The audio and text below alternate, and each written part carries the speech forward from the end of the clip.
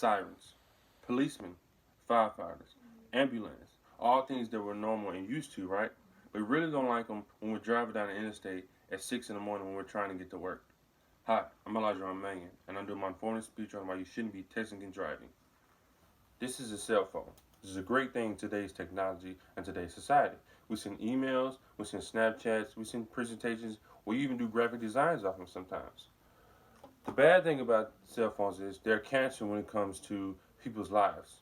People use them while they're driving, while they're um, trying to talk on the phone while driving, which is not a good thing.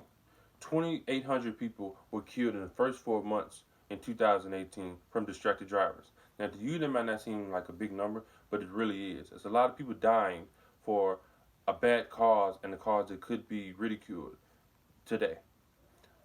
22 million, over 22 million people in the U.S. are on the road daily basis. That means conjunctions, that means four-way stops, that means interstates, that means school zones. So why would we pick up our phone when we're driving, when we're going to pick up our daughter, or when we're in a school zone, or we're passing by a nursing home? It doesn't make sense. Why would we put our lives at risk as well as somebody else? That lets the people around you and environment that you're in know that you don't care about your life as well as others. What if that was your daughter, your grandmother, that you got a phone call that was hit in an accident because you didn't want to put your phone down? You didn't want to be the smart person and just say, no, I'm going to wait till I have a time to send this last text or send this email. What if that was your dad coming home at 6 in the morning from work to see you and see your mother, and someone hit him because they were texting and driving? He's worked a 12-hour shift.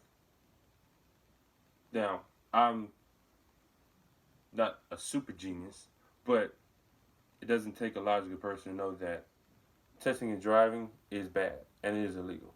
That's why now we have the hands-free law. The hands-free law specifically states that in most states, pretty all, that hands should be on the wheel or somewhere near your gear shift, not on your phone. And if you're caught, there is a $50 fine. Now, for every time that you get caught with your hands not on the wheel or you're not focused on just driving on the road, their $50 fine is increased double every time. And the more offense that you get, the more points you get taken off your license, and you will get your license revoked if you have to a certain amount of offense. Now, I'm not the one who has a lot of money and who loves to give away the money for free, but if I can save $50, I would. I'm sure you would too. According to Backtrack Web, the busiest time to be on the road is between 3 p.m. and 6 p.m.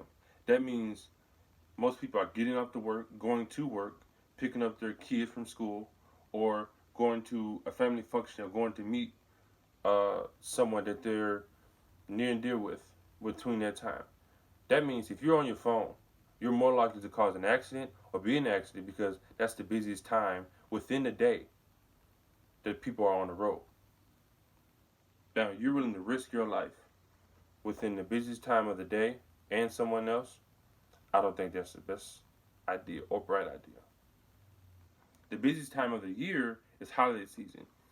You're 20 times more likely to be in an accident during the holiday season than you are on a regular normal day.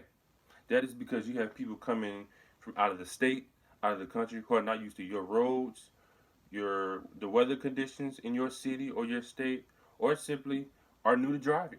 You have teens that are driving home from college, teens that are coming home from Chattanooga, from Oregon, from California, and are driving by themselves. Young adults, young teen drivers like myself and you. So it's pointless to have this cancer right here in our hand while we're trying to drive. It doesn't make sense. Because if you get that call and it's your grandmother or your sister or your brother, you would merely die with them. You would have a heart attack because you would say, why couldn't somebody just put their phone down? And it makes logical sense to put the phone down and stay hands free. Thank you.